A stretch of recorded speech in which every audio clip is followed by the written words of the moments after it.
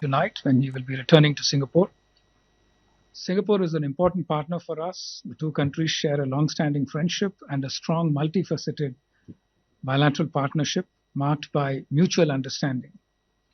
This is a significant visit as it coincides with the 60th anniversary of diplomatic relations between India and Singapore, which were established soon after Singapore's independence in 1965.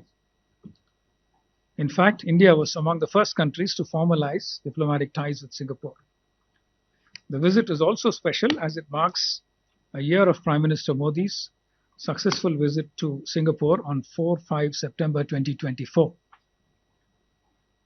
Prime Minister Wong is accompanied by his spouse, Mrs. Wong, and a high-level delegation comprising 3 ministers and senior officials.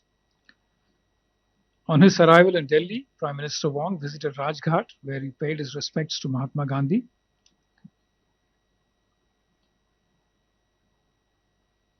Our Prime Minister held wide-ranging and productive talks with Prime Minister Wong in both restricted and full delegation formats.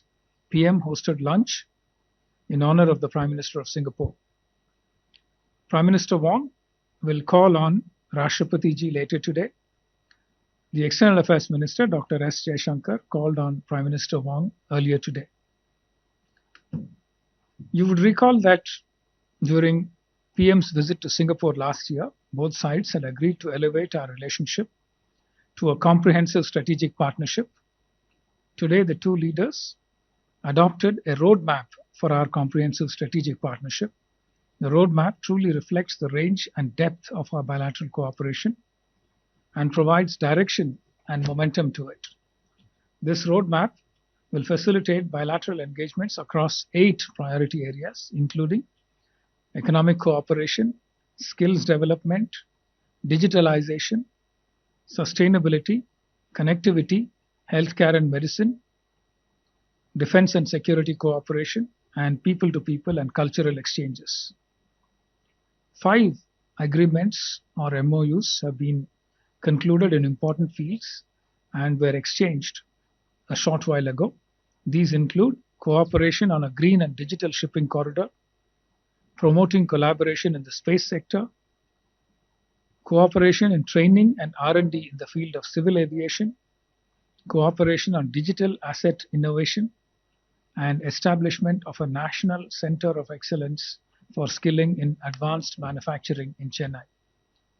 Separately, underscoring the importance of enhancing regional connectivity and port infrastructure to facilitate trade and economic growth, the two prime ministers jointly virtually inaugurated the Phase 2 development of the Bharat Mumbai Container Terminal (BMCT) at Jawaharlal Nehru Port, JNP, Maharashtra. This project, developed on a design, build, finance, operate and transfer (DBFOT) basis, is operated by PSA International of Singapore. It is noteworthy that completion of this phase has doubled PSA's terminal capacity to 4.8 million TEUs annually, establishing it as India's largest single container terminal and thus makes JNP the largest container port in the country. Both prime ministers noted that there has been an uptick in bilateral relations since the last visit of Prime Minister Modi to Singapore. We hosted the President of Singapore, His Excellency Tharman Shanmugaratnam, for a state visit in January this year. As you would recall, several union ministers and chief ministers from various states of India have also visited Singapore in recent months and years. We also hosted several Singaporean ministers, the latest being for the one-of-a-kind bilateral mechanism of the India-Singapore Ministerial Roundtable. The third round of ISMR, the Ministerial Roundtable, was held just about 20 days ago, when 10 ministers from both sides held detailed discussions on the 6 pillars identified.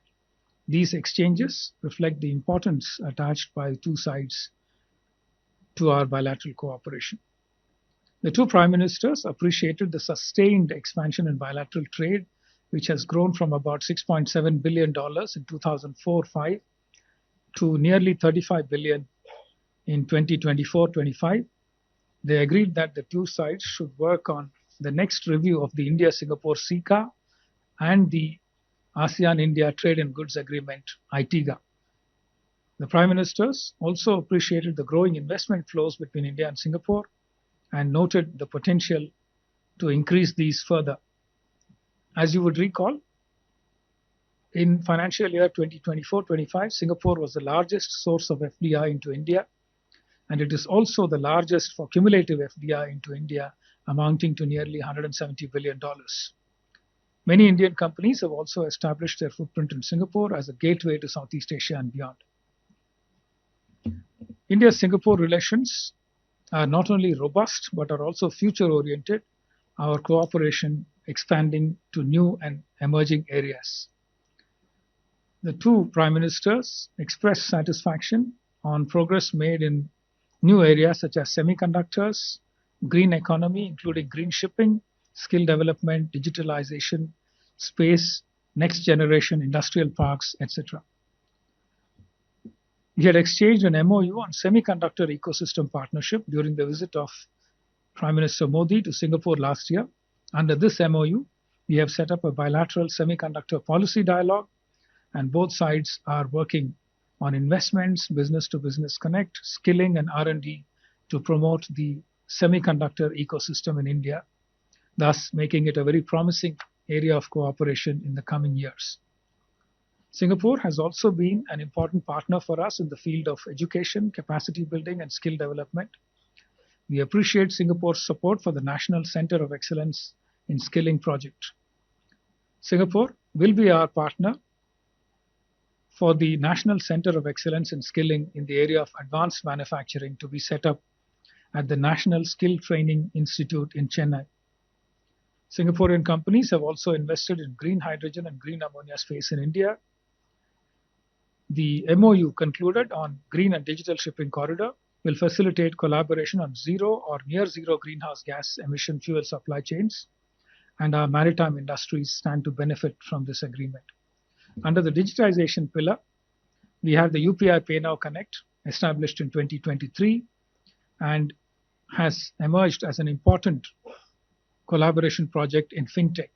Both sides are now expanding its scope and reach. We also exchanged the MOU on digital asset innovation today, which will help foster cooperation between RBI on our side and the Monetary Authority of Singapore, MAS, in the digital space, including central bank digital currencies, CBDCs. We also have ongoing cooperation in the area of space. ISRO has launched 18 Singaporean satellites in the past, and with the MOU exchange today, we will be working for further collaboration in the areas of space technology and space startups. Defense cooperation was also acknowledged as an important area of bilateral partnership. It was agreed to further the momentum of exchanges and training cooperation, as well as engagement between the two sides, including all the three services. There was also agreement to explore cooperation in the defense technology space. Finally, India and Singapore have very strong people-to-people bonds. The thriving Indian community in Singapore is a living bridge and makes valuable contributions. It was agreed to further strengthen our cultural and people-to-people ties. The two prime ministers also discussed India's relations with ASEAN, and Singapore has always been an important partner in India's Act East policy. So this is basically what I had for my opening remarks. We are happy to take any questions. Thank you very much. Okay, the floor is open now. So questions? You go here first with Keshav. Thank you. Keshav Padmanabhan from ThePrint. And so I just wanted to ask, with Singapore being one of the largest funders of FDI in India over the last, say, 25 years, have they announced or spoke about any targets that annually they want to increase in terms of investment in India? And the larger context to this is with Japan recently saying they want to double their investment and Singapore seemingly bullish. What does that say when we talk about the larger context of tariffs and the global geopolitics when it comes to Indian businesses? And if you would permit me another question, the joint statement had something on the patrolling across the Malacca Straits that India is interested in. And this is something that the two sides want to work on with defense and security engagement. Could you give us a sense of what really was discussed with regards to this specific proposal as well? Thank you. Siddhant? Hi, sir. Siddhant from Vion. Was there any discussion on Donald Trump's tariff, a concern for both countries? Any specific conversation on that part? And also, secondly, the Prime Minister mentioned about cooperation in civil nuclear domain. What kind of cooperation are we looking at? Manas?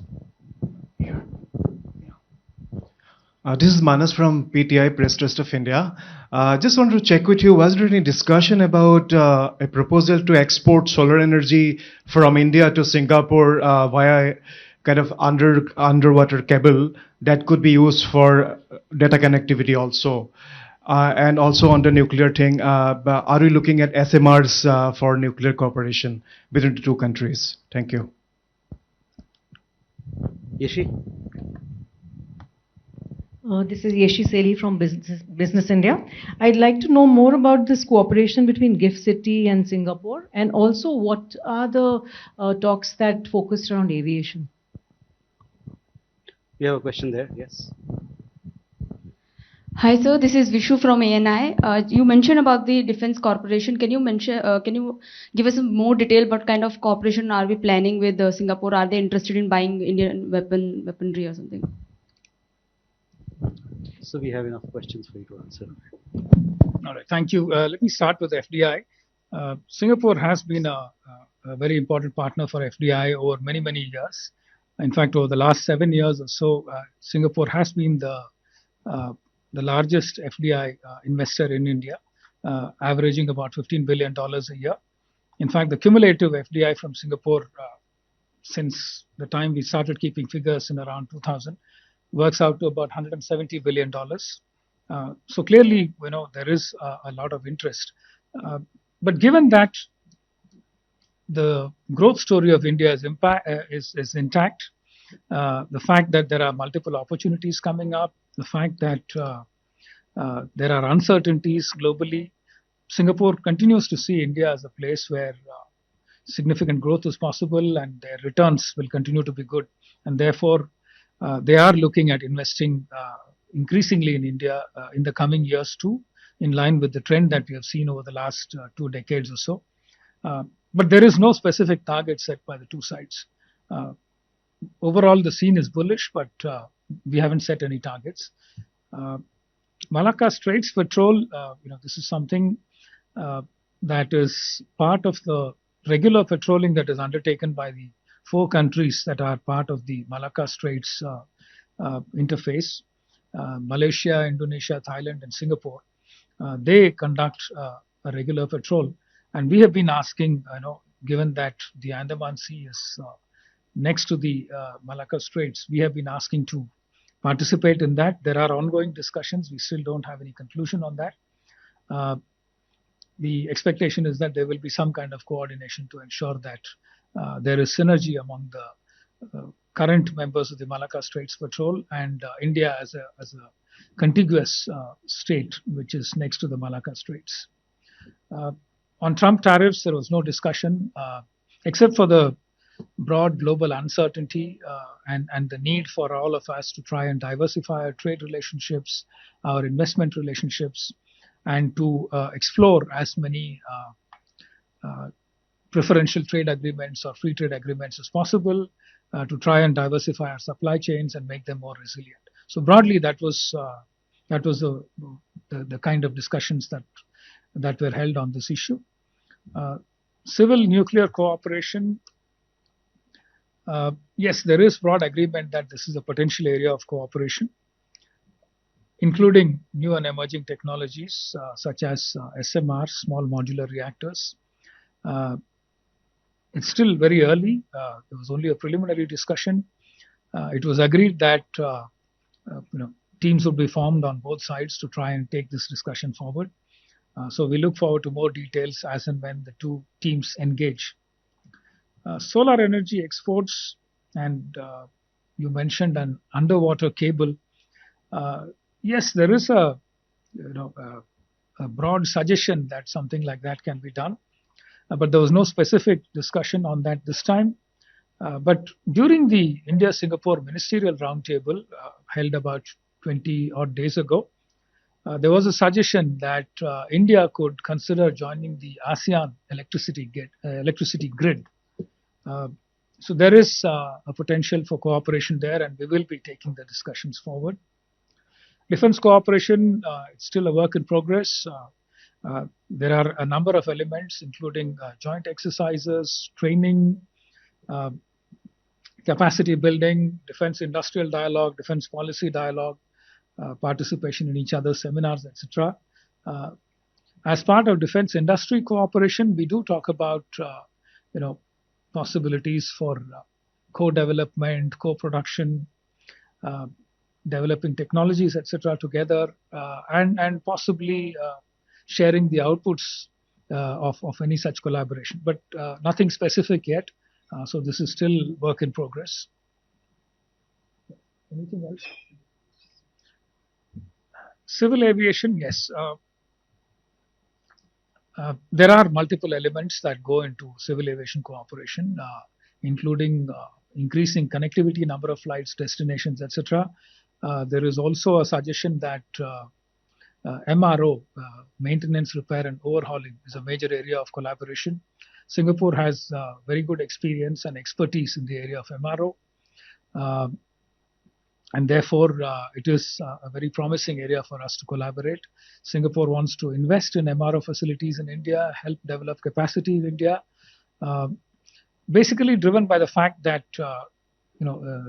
it's a very vast business that is generated for them. SIA Engineering is the company in Singapore. They want to partner with the Tatas, since Singapore Airlines is invested in Tatas to the extent of in Air India to the extent of 25%. So it makes sense for them to collaborate in the area of MRO with Tatas, and also to help develop capacity in India, and to use the land availability in India to set up MRO facilities. So broadly, those are the areas where we collaborate in the area of civil aviation. Okay, Sudhi, please.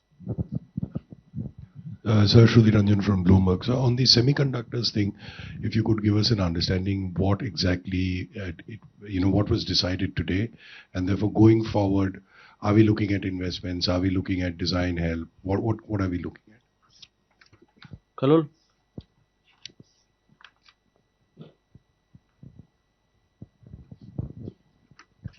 Kalol Bhattacharjee from the Hindu, sir. Sir, did the situation in Myanmar feature in the talks? And did the two sides discuss the upcoming election in Myanmar? Siddhant?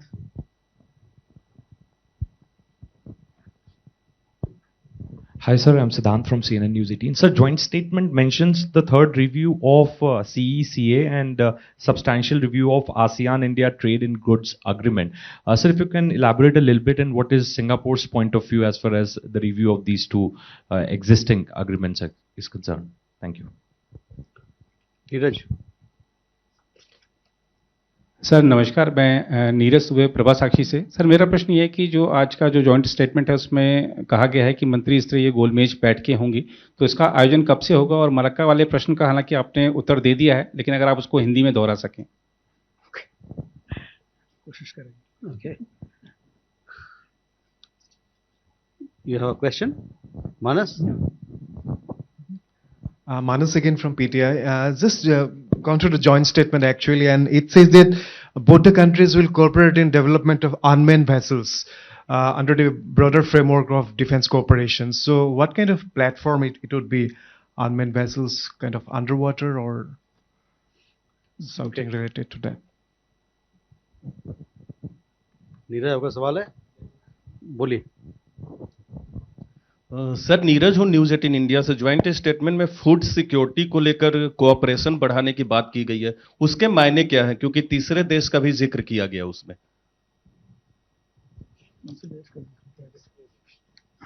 Okay. All right. Let me start with semiconductors. we have this India-Singapore semiconductor ecosystem partnership, which was signed during Prime Minister Modi's visit to Singapore last year. It provides a framework for cooperation on developing semiconductor supply chains. Singapore started manufacturing hard disks, Seagate and others invested in Singapore many years ago. And therefore, they have a very good experience with high value manufacturing. Given that Singapore is a country with wages or wage levels that are far higher than India, and the fact that they are short of land, they focus on high value manufacturing, and electronics is an area that they focused on quite early. So therefore, we have a lot to benefit by cooperating with them. Using the MOU that was signed, we set up a semiconductor policy dialogue to help learn something from them in terms of regulating the semiconductor ecosystem. We are also collaborating with them, and work has already started on it for semiconductor R&D and skilling. We need to develop a skilling ecosystem so that our youngsters are trained to be able to respond to industry needs when it comes to semiconductor investments and facilities that are set up. Singapore has also expressed interest in investments in this sector and also getting their private sector companies to come in and expand their presence in India, to set up a semiconductor manufacturing ecosystem, clusters for both design and fabrication. We are also looking at developing supply chain resilience, diversifying sources, and a large Singapore delegation, industry delegation, visited Semicon India. One of their pavilion was one of the largest. We are also looking at what is called a green laning initiative. Green laning initiative. I mean, it's a new name. It's a new idea. The aim is to try and optimize the supply chains on the two sides. There is a pilot that they will carry out to study how exactly the supply chains are distributed between India and Singapore, and how to optimize them in a way that risks are minimized, efficiencies are maximized, including logistical efficiencies. So all these are areas that we are working in the area of semiconductors. On Myanmar, there was no discussion. It was not a subject that was raised by either side. SICA ITGA review, as I said, Singapore is an important partner for us when it comes to working with our ASEAN partners, the rest of the ASEAN partners. They are one of our strongest partners when it comes to trade and investment, as I mentioned earlier. We've had a SICA with Singapore, which came into force sometime in 2005-06.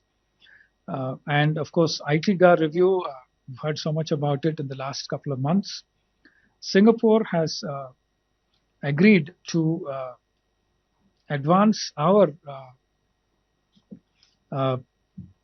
help explain our position to the rest of the ASEAN partners in terms of the need to arrive at a reviewed arrangement that can result in a win-win situation for both sides.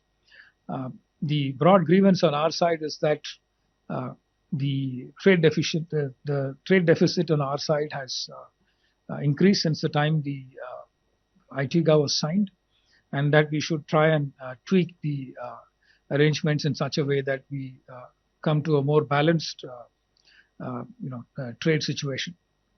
There are a few suggestions made by the Department of Commerce. I will not go into the details, but these are matters of negotiation, and we hope to arrive at a more balanced solution to this. Food security is an area of interest for Singapore.